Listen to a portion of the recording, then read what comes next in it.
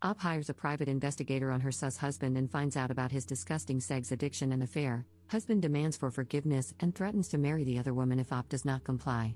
Posted by u/throw-ra London mum. My husband, 47M, and I, 44F, have been married for just over a decade, and it has been, for the most part, a loving marriage centered around our two beautiful children. Of course, I've had grievances. He travels a lot for work, is constantly glued to his phone, and sometimes abruptly pops out for errands that he has always been incredibly vague about. Initially, these didn't concern me too much. He has a very demanding job that has allowed us to have a lifestyle I never thought possible, enabled me to leave work to be with the children, take us on wonderful holidays, and send the children to a great school. I always felt that complaining to him about his work, phone, computer, and random emergencies would be selfish, considering everything he does for us. However, 2 weeks ago, I started getting really suspicious after I found a condom in the inside pocket of his blazer. There was no reason for him to have it there, as we only ever have sex at home, and frankly, it isn't something we do as often as we used to. This prompted me to do something I never thought I would do. I found an opportunity to get into his phone when he wasn't looking. I'm not sure what I was looking for. I first checked his photos but couldn't find anything. Then I decided to check his messaging apps, WhatsApp, Telegram, but both were password locked, which I found very odd. Only a message could be accessed, but there was barely anything there. At this point, I had a sinking feeling that something was up. Last year, a friend was in a similar situation and used a digital investigator to learn more about her absent and secretive fiancé. The investigator discovered that this man had been living a complete double life, with a long-term girlfriend in Edinburgh and, unbelievably, an entire business he had set up and was earning money from. She had no idea about the business or all the money he was making, and no doubt spending on his girlfriend. I asked for the investigator's details and requested that they pull together anything and everything they could find about my husband. The investigator spent about a week digging online and came back to me with a report that changed my life forever. I got a call from the investigator, warning me that my husband's report would be a very difficult read and that I should open it in private at a time when I would be able to process it fully. Since receiving it, I have barely been able to eat, sleep, properly take care of the kids, or speak to him, and yet he is so absent-minded that he doesn't even realize something is wrong. It turns out that my husband of over 10 years has been, 1. Having an affair with a woman 15 years his junior. 2. Financing this woman's lifestyle and her failed business venture. 3. Attending sex parties with her, where they have sex with other partners.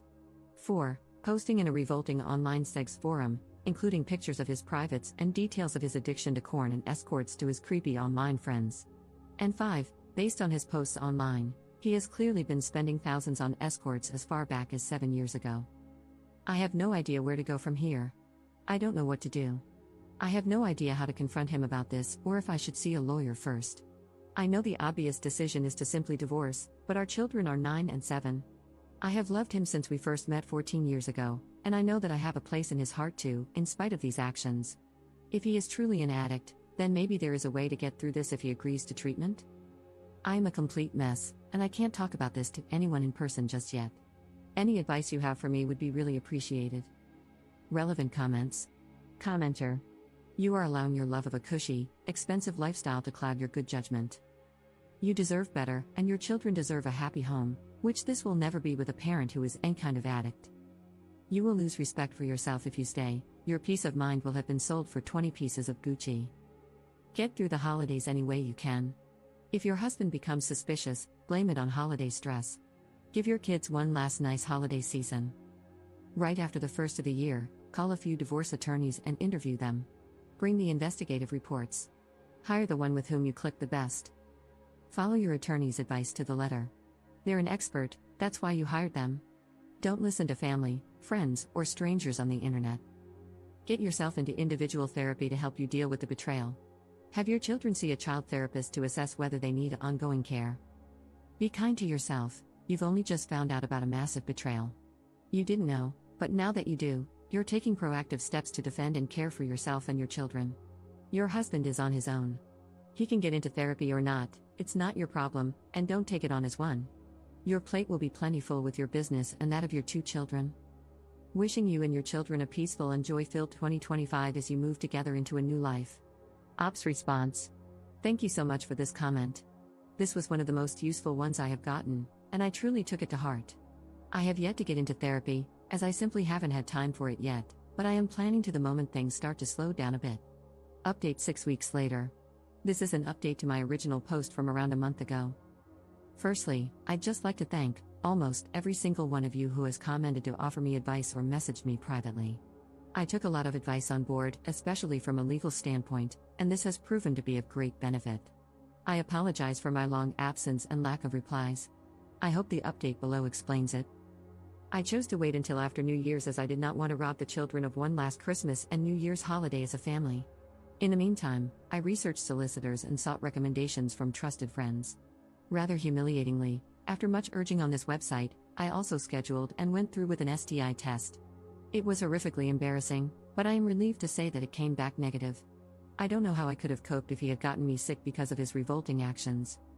He made my job incredibly easy by flying out for a work trip, not that anything he says could ever be trusted, on the 2nd, and I immediately got the ball rolling, met with the solicitor, packed up all of his belongings into 6 suitcases, had the locks changed, and spoke to a child psychologist to work out the best way to explain things to the kids, who are far too young to understand the full picture, of course. Fast forward to a week later, and upon his return, I, having made sure the children were picked up by my mother after school, greeted him with a hallway full of suitcases and divorce papers. I had printed out the report in full and started walking him through it before he broke down in tears. It was a compulsion, he was unbelievably stressed, and if I left him, he would have no choice but to marry the other woman, whereas he would end it immediately if I took him back. This last part was truly the nail in the coffin. I don't think he even realized just how manipulative a comment that was. After hours of back and forth and his groveling, he gave up. He was left at the bottom of the stairs in the entrance to our home with his suitcases, waiting for a cab to take him to God knows where. There is still a lengthy legal process ahead, and unfortunately, it turns out that his infidelity doesn't really impact how assets might be divided following the legal battle. However, I'm confident that my solicitor will get the outcome I need to keep the house and live independently. In terms of the children, I would rather not discuss them to maintain privacy, but it has been an incredibly difficult adjustment, and sometimes I do feel guilty. As for myself, I am still completely heartbroken, and frankly, I don't ever hope to find love again.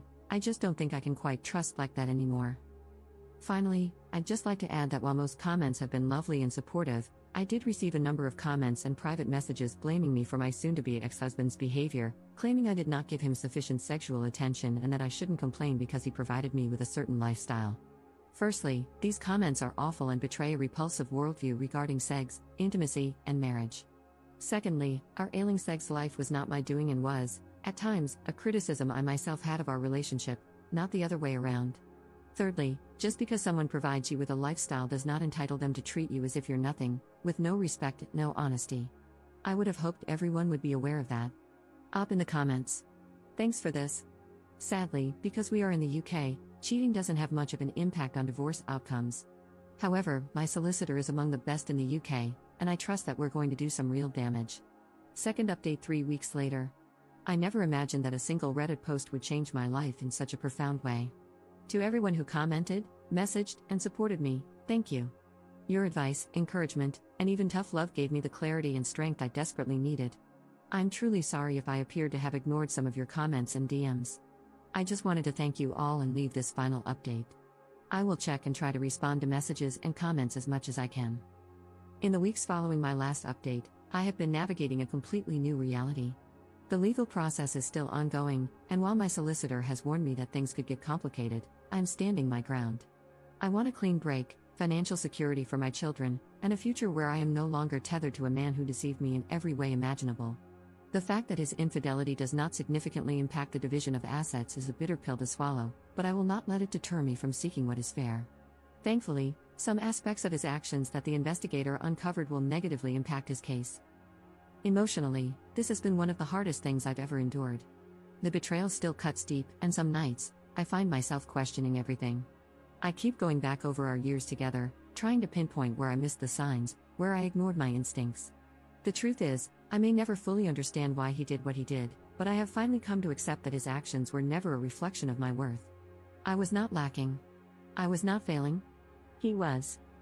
Since our separation, my soon-to-be ex-husband has fluctuated between remorseful and completely delusional. One day, he is begging for another chance, promising to change, telling me he will attend therapy and fight for our family. The next, he is enraged that I have ruined his life and taken away the stability he had with our children. He has tried to paint himself as the victim, conveniently glossing over his years of deceit and betrayal. At one point, he even suggested that we could remain partners but live separate lives, his way of trying to have his cake and eat it too. The most frustrating part has been his argument that this was a mental health issue or an addiction issue.